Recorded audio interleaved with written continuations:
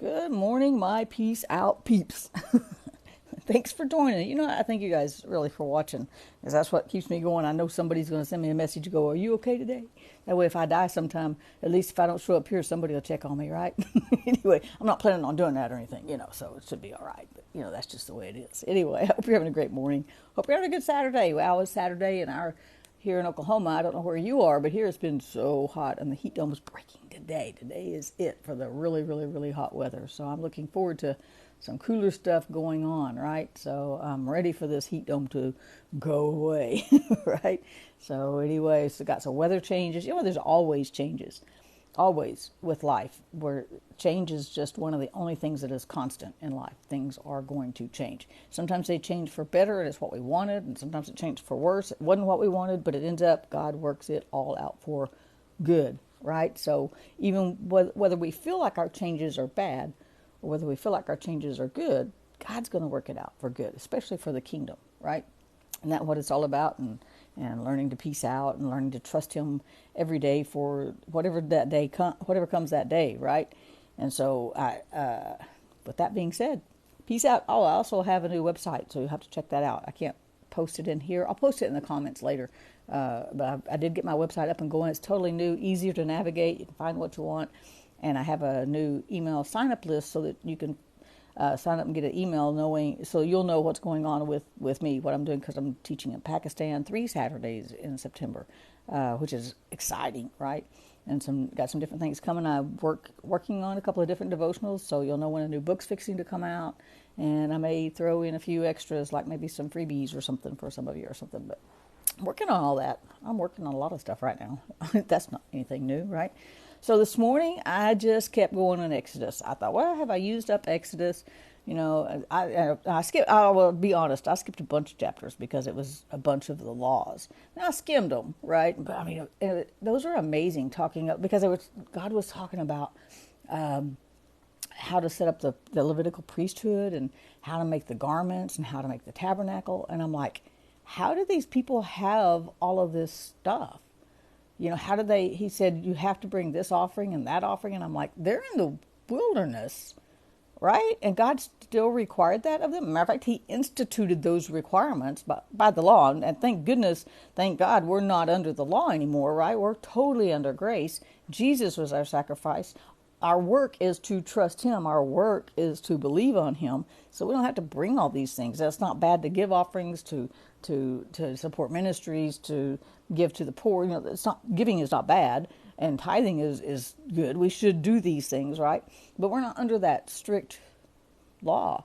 But I was like, how did God require this? I mean, they were slaves. He brought them out into the wilderness. They don't have a way to make a living out there, right? Now, I'm sure there were caravans that came through with the oils, because they had to have a specific oils for the incense and the specific oils for the lamp that was supposed to burn in the tabernacle 24/7.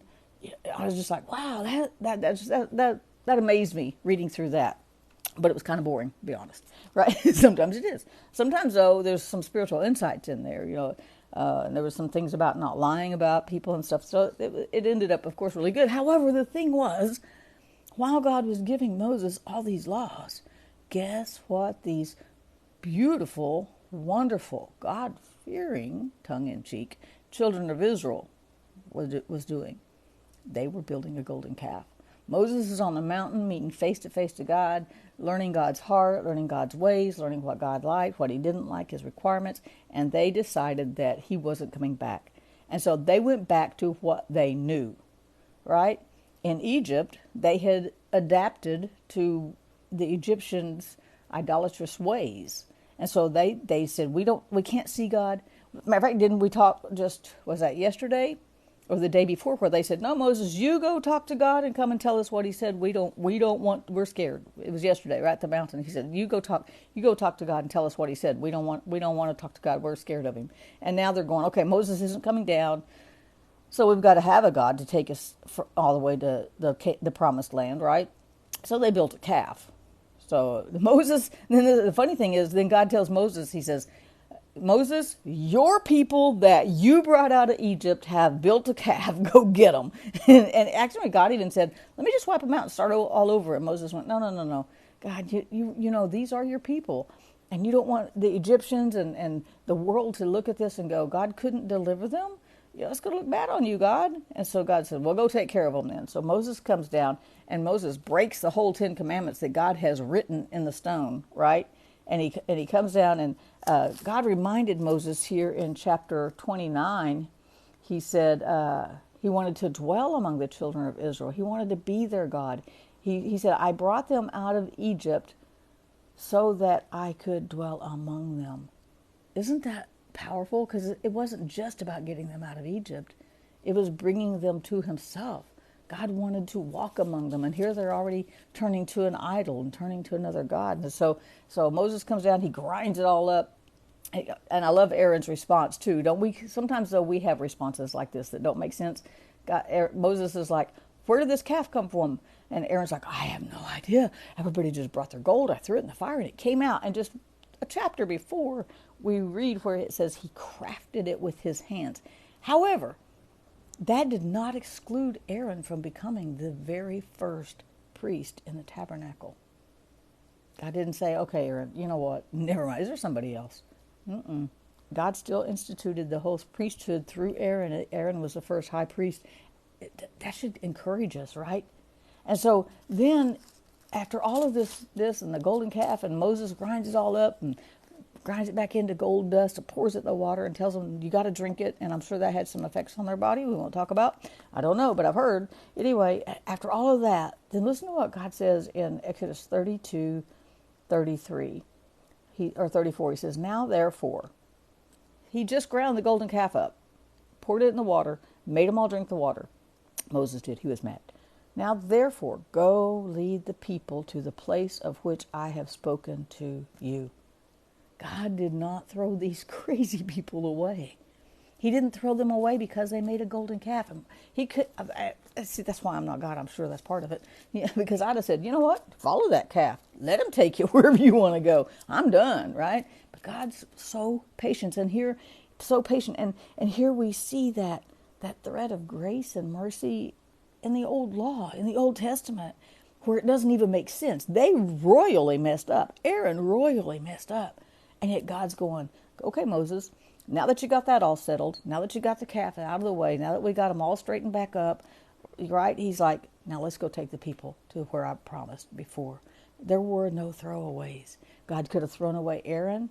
God could have thrown away Moses. God could have thrown away the people. He could have just left them there and said, you know what? You don't want to follow me? Good luck. Have fun. Do your golden calf. Do your whatever you want to do. I'll see you later. But he had no throwaways. God did not say, never mind. He didn't change his mind. He still took this rebellious, idolatrous people. See, they had learned those ways in Egypt. And God is, and some of the things that were said through these last, 15 chapters or so that I read this morning, so many times he kept saying, I want to be your God. You know, and because they had learned the ways of Egypt. And it's so easy to learn the ways of the world. Why? Because we live in it. We have to survive in it. We have to figure out how to make it through it, right? And it's so easy to turn towards the ways of the world because it's so in our face. But God's always saying, come on, let me take you to the promised land. Come on, let me take you to grace. Come on, let me take you to peace. Come on, let me take you to what I have for you. Even when we're stubborn, even when we mess up, they messed up royally. And yet God's like, okay, Moses, come on, let's go take them to the promised land. God did not take back his promise. He did not change his plan, and he's not going to change his plan for you, even when we mess up, even when we mess up on purpose. We talked about Jonah so much, and Jonah on purpose went the other way, and God met him in the belly of the well. And here we have God saying, as a matter of fact, he says in the next verse, behold, my angel will go before you. I'm going to go before you. I'm going to take you. Now, he did put a plague on them, it says, because of what they did with the calf. And once they got well and got over it, he said, all right, get up and let's go. In chapter 33, the people who you have brought, he's still saying, your people, those people you've brought, Moses, come on, get them and let's go. Let's keep going. But he did not throw them away. Man, he could have just wiped them out and said, forget it. I came and got you out of slavery, and this is what you do. God didn't say that. He said, go get the people and let's take them where I promised. There's no throwaways in the kingdom. He's not going to throw you away because you mess up, as we see through this kind of bit of thread through the last couple of weeks, that even when we mess up on purpose, we determine to do something wrong or against him, like Jonah, he doesn't throw us away. There are no throwaways. God is always after the heart, no matter how bad we are, even on purpose, and sometimes it's accidental, right? That's why David prayed and said, search my heart and show if there's anything in me that I don't know about. I want to fix it, right? And so there are no throwaways. God is going to come for his people, and you is his people, okay, right? Pursuing him, you're his people. So he's going to fulfill the promises he's made to you. He's going to fulfill every promise in this word. He's going to walk with us. He's going to talk with us. He's going to commune with us. That's the whole point. I promise you, he's not going to throw you away, right? And that's why we can peace out. We know that he's got us, and he ain't going nowhere, right? Have a great day, you guys. Peace out. God's got you.